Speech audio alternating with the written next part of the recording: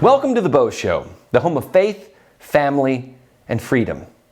This show is broadcast on NTD television across the world, as well as streaming on Epoch TV, which I encourage you to subscribe to. Oftentimes on this show, we have to hold up a mirror to corporate media, since they choose not to hold the mirror up to themselves.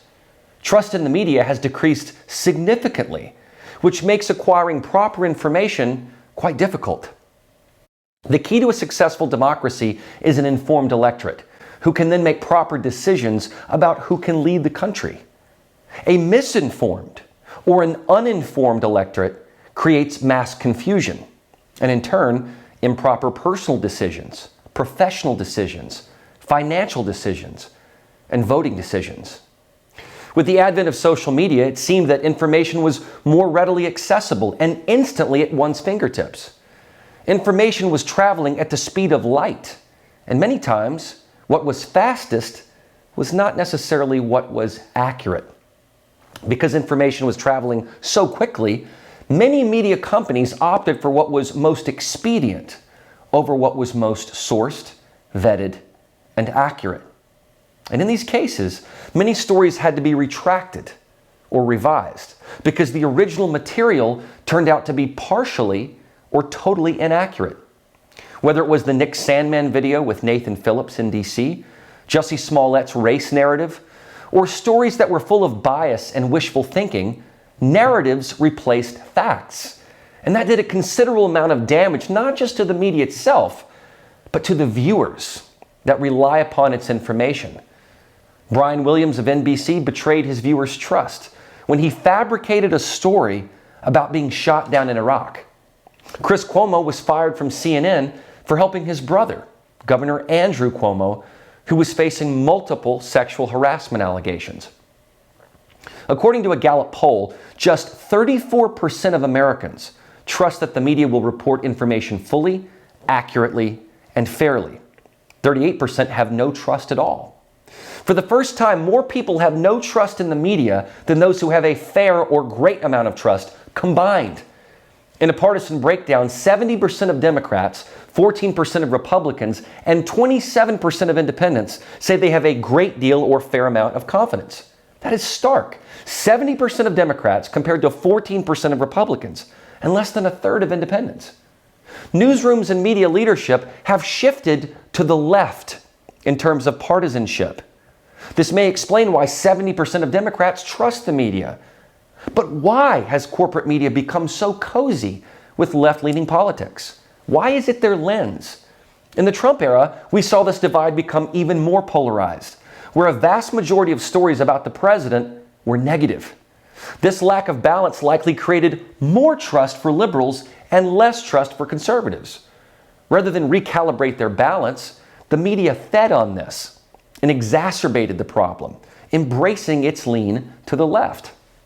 With new leadership at CNN, perhaps we will see some new changes that could calibrate that approach. But for the most part, the corporate and network media have remained unfazed in their strategy. This also trickled to social media, which acted as a platform for media to amplify their preferred messages. Through social media, some stories could be amplified and trend, and others could be de-amplified and die out, in spite of how many users might have mentioned the particular story. In this respect, social media could act as a tool for mainstream media. It could shape and influence the electorate. It had been suspected that Twitter and Facebook were doing this very thing. But it wasn't until Elon Musk purchased Twitter and vowed to change it did we see what was really going on behind the scenes. Musk walked into a treasure trove of internal communications and decided to select a handful of independent journalists to review the communications and report on them. As a result, he could not choose those journalists who were guilty in the first place.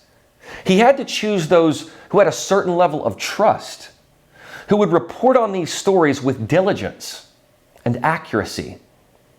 Through what have been titled the Twitter Files, these journalists have shed a hot white light on a suspected but now confirmed unprecedented level of coordination between the Democrat Party, social media, and even federal entities to throttle, suppress, and even ban specific users and stories. After the fourth Twitter Files installment, Mediaite compiled a list of each time ABC, NBC, CBS, CNN, and MSNBC mentioned Twitter Files during their Sunday broadcasts. Of all those 5 networks, they mentioned the Twitter Files exactly 0 times. That's right, 0. Former Twitter CEO Jack Dorsey admitted that he lied to Congress when he said that Twitter did not shadow ban accounts. The networks could not even bring themselves to mention that. The third installment of the Twitter Files showed that Twitter management suppressed the tweets of conservative personalities Charlie Kirk of Turning Point USA and radio host Dan Bongino. NBC reporter Ben Collins merely used a yawn emoji, referencing Bari Weiss's Twitter Files reportage. Weiss, in uncovering that Twitter was suppressing information, revealed that there was a deliberate effort to reduce factual information. Musk has said that shadow banning was also happening to candidates running for re-election. What has not come out of these Twitter files is the suppression of a single Democrat or left-wing account. Many of these requests to suppress came directly from the Democrat Party, the Biden administration, or Democrats in Congress. And the verb that was used in communication when various accounts were requested to be suppressed or removed was handled. It was done. The work of journalists Matt Taibbi, Bari Weiss, and Michael Schellenberger have revealed a remarkable level of collusion between various parties to amplify a Democrat message and reduce or outright remove a Republican or conservative one. This gave the Democrat Party a decisive advantage, to the extent that it changed elections. The biggest advantage of all, perhaps, was the suppression of the New York Post's explosive story about Hunter Biden and his laptop. Twitter executive Vijaya Gadde used a tool that is designed to root out child pornography to reduce the spread of the Hunter Biden story, which exposed his influence peddling in countries such as Ukraine and China. Because the FBI had issued a warning about hacked material directly referencing the laptop, when it knew for a fact the laptop was real, Gadde, Yoel Roth, and Twitter leadership decided to label the Biden story as hacked as a cover for their censorship. This story's censorship changed the 2020 election. If an informed electorate knew that the son of a presidential candidate was using his influence for overseas lucrative business deals that might even be detrimental to American national security, many voters, specifically independents, say that they would have changed their votes. Taibbi explained, quote, "Because Twitter was and is overwhelmingly staffed by people of one political orientation, there were more channels, more ways to complain, open to the left, well, Democrats, than the right," unquote. That is exactly what has happened in the composition of media and newsrooms. They have created an echo chamber where there is no challenge to pervasive groupthink. For a while, Twitter defenders have said that because it's a private company, the First Amendment does not apply. And technically, they are correct. However, when a government entity is using its power to influence information via a social media platform, the rules change. The First Amendment is in jeopardy. And the media, whose responsibility it is to hold government, and anyone else for that matter, accountable, were silent.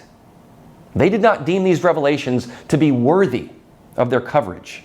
They did not see the blatant First Amendment jeopardization or the politicization of federal bureaus. In further Twitter files, we learned that scientific inquiry was impossible. A person could not question medical authorities on the origins, treatments, or lockdowns regarding the COVID-19 pandemic.